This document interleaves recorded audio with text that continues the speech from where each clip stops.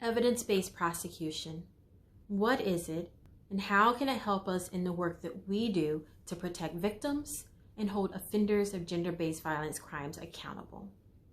An evidence-based prosecution means proceeding with a criminal case without a victim.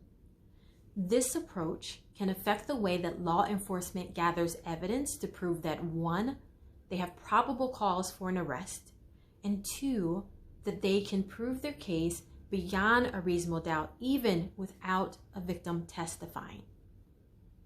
So why might we proceed with an evidence-based prosecution in a domestic violence or human trafficking case? It's because in these types of cases, the abuser exerts a huge amount of power and control over the victim in the relationship.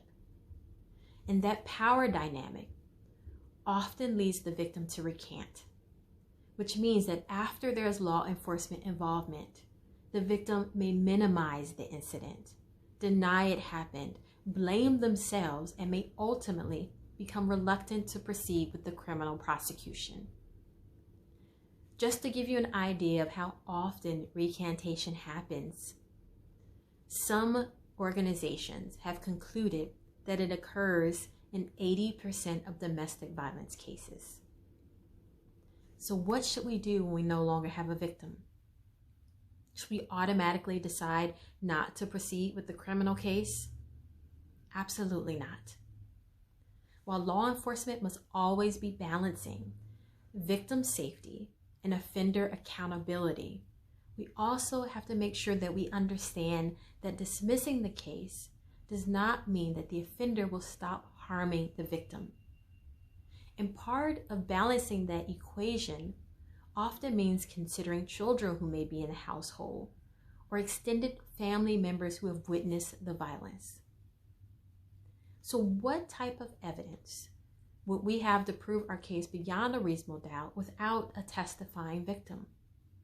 For much of the same evidence that we would have with a victim. For example, pictures or observations of injuries by law enforcement, statements that the defendant made at the scene of the arrest, statements that the victim or witnesses may have made, 911 calls, phone call details, social media content, and medical records, just to name a few. Now, proceeding in this way may present obstacles that we may not have had with a testifying victim. For example, how to lay the foundation for material that we want to enter into evidence at trial. Or another obstacle may be the victim testifying in the defense's case. But when used correctly, an evidence-based prosecution approach can be very effective. Some studies have concluded that mandatory arrests with an evidence-based prosecution approach can reduce recidivism and lethality.